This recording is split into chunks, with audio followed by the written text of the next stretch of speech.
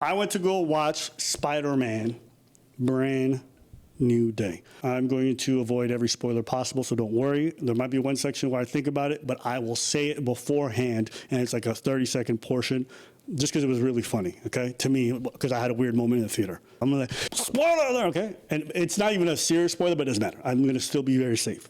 And I should admit a couple things up front, okay? Because you're like, Ab, why should I listen to you? You shouldn't, but you're here, so I'm gonna say some things anyways. I got Zendaya fatigue, like I say all the time. You know, I see her everywhere. I can't trip without her being right underneath me. It's just she's everywhere. Everywhere I look, she's just there. I got 13-year-old Spider-Man fatigue. You know, Tom Holland's everywhere. You know, and shout out to them because back-to-back box office. I mean, the highest grossing weekend. And he's usually with Zendaya. Yep. So I have been severely disappointed by the MCU's movies. I've been severely disappointed by a lot of the series that they've done on Spider-Man. Tobey Maguire, I'm always going to beef with him anytime I see him in person. You know, just got to let him know. Whoever that ginger was pretending to be Mary Jane, I'm offended. Someone said, Tobey Maguire was the best Spider-Man. You are trying to rage bait me, and you will not succeed, okay? I mean, I will say, the best thing to come out of that whole, you know, and then a little in between, Green Goblin, okay? He's top 5. Dear in my heart. All right, Mr. Osborn, only good thing for me. Someone said Denzel was the best Spider-Man. This Spider-Man is obviously not like the ones that we all grew up on. They're very different. Even though they have a lot of similar names, they made some changes, they made some decisions. And I wanted to try to be I just didn't want to hold it to that standard. I went into it and I thoroughly enjoyed it. I'm not gonna lie. I thought the acting was really good throughout the whole thing. The dialogue never made me wince or anything. I felt like I was really in it. I was so engrossed, I forgot about my Zendaya fatigue. She, I think, did a great job in her role, same with Tom Holland. And they often tackle themes of like loneliness and isolating yourself and the kind of effects it has and like acceptance. So, you know, there's a lot of good themes that are there throughout. But as far as the actual performance of it all, the side characters from the Punisher to the Hulk, all the ones who showed up, I thought their acting performances was stellar. I think the only person that actually kind of threw, and maybe this is my lack of knowledge because maybe the Punisher has softened up over the years, but he felt very mellow, you know, a little bit too mellow for me. A little too deep in the MCU, a little too Thor close, you know what I mean? But overall, I think John Bernthal does what he does. I will say the sound design was great. I don't know who the composer is. I've never heard this composer before. I looked him up afterwards. Fantastic. From the cinematography, the way they had Spider-Man flowing through the city really made me feel like the video games I used to play, because video games for Spider-Man have been fantastic. So I thought they did a great job with all that. And I was just enjoying it the whole time. I was ready to hate it, and I just didn't. I thought it was very good, to be honest. And it makes me sick to my stomach.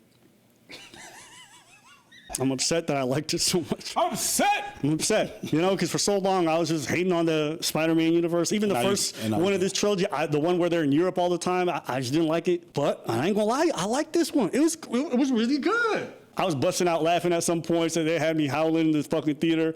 I was like, fuck, man, why are you making me laugh, dude?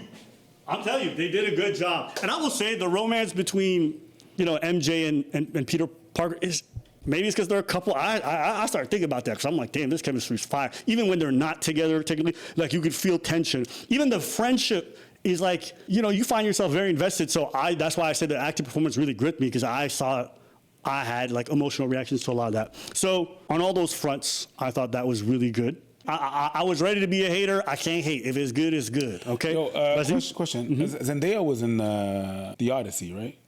Yep. Yeah. As Athena. Yeah. And you said that she did a pretty good job.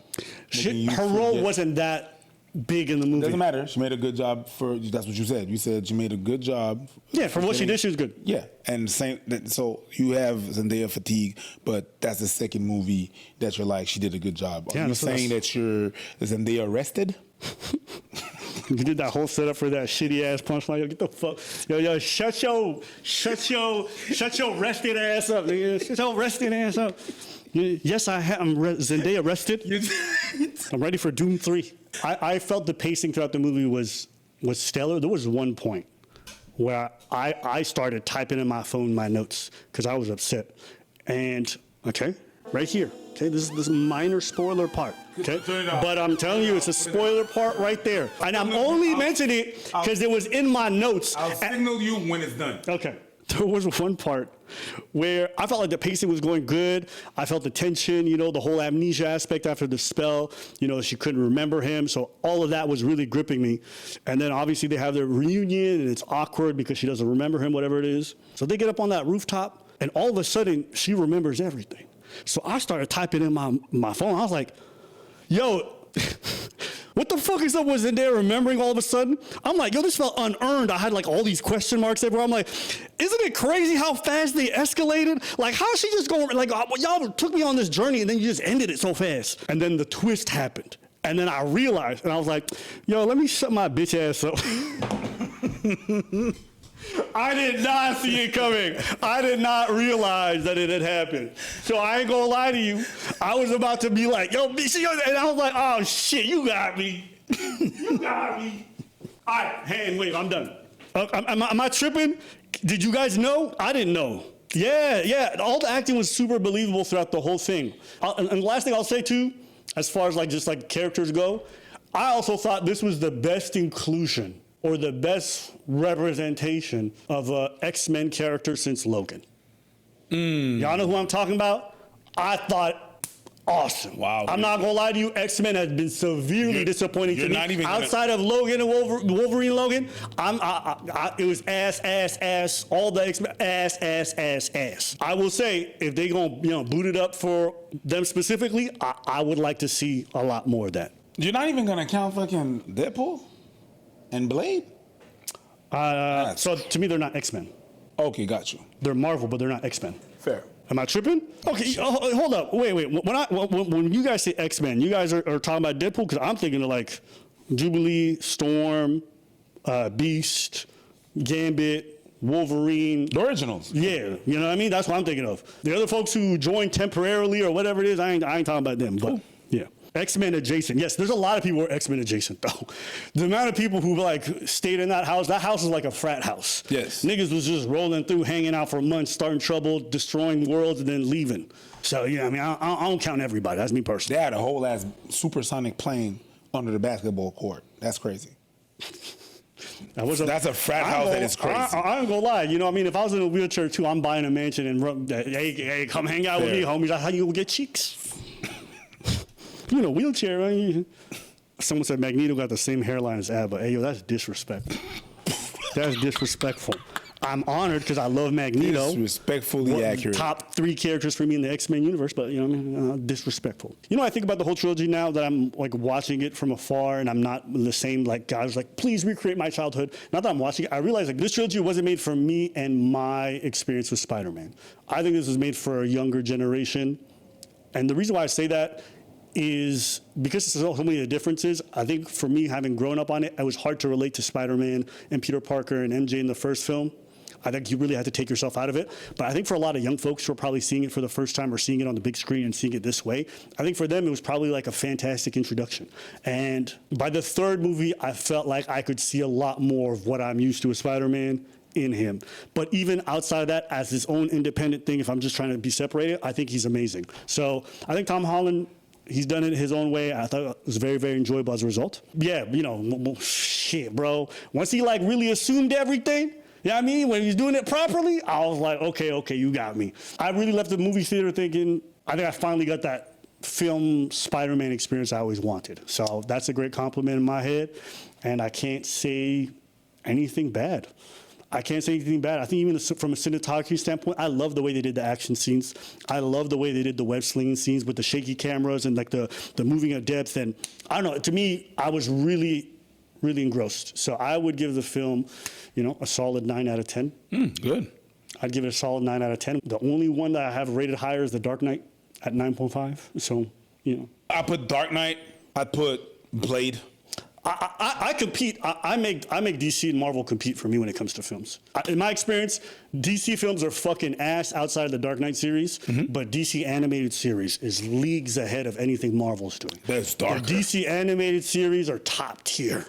So yeah, I do compare them in regards to just the production quality, the storytelling, and for me, Dark Knight was the pinnacle because I think it incorporated the superhero elements, but also brought real story aspects, real grit, and I think it really touched for me, Dark Knight was like the best representation of what I remember reading in the comics, and just the character of Batman brought to the essence, the villains, the way they did everything. The Dark Knight to me was the top tier, for me. But everyone gonna have their opinions. For me, I'm just a lot of Marvel movies, it just feels like it's PG-13 all the time. And the comics I grew up on, the TV shows I grew up on did not feel PG-13. So maybe I'll feel differently. I'd love to hear your takes. Someone said Deadpool is part of the X-Men comics. He's a mutant. No, he is not. There's a difference between a mutant and a mutate, all right? A mutant, you have to have the X gene. When you have the X gene, you are a mutant. A mutate, you're the result of an experiment. So technically, Hulk, he's part of the Avenger, but he's not an X-Man. Hulk is a mutate. He's not a mutant. The X-Man was really because of the X gene. And there's some people that are adjacent. They were either part of X-Force or whatever, but they're not necessarily. They don't necessarily have the X gene. So yeah, not everybody that have superpowers are mutants. I recommend this film. Very enjoyable. I felt like this adult version of Spider-Man, like really settling in. It felt like it was for adults. It felt like for people who grew up with the whole series. And I could get into this one more than any of the other ones. For those who heard the spoiler portion, was I tripping? Did y'all see it coming? I didn't see it coming. I was like, so I had to write back, hey, Abba, shut your ass up, because they got you. Also, yeah, what did you guys think about the whole thing I said about the best rep of like an X-Men character, original ones? Best representation? Since Wolverine and Logan. X-Men, Logan. Logan is top tier. You talk about movies or just the character? Some representations of like the X-Men characters on screen. I would tend to put Gambit there as well. Him and Deadpool? Yeah. Okay. Yeah, I see what you're saying. Depiction. Movie depiction. Yeah, fair. I'll give it to you. I'm glad that some people agree with me.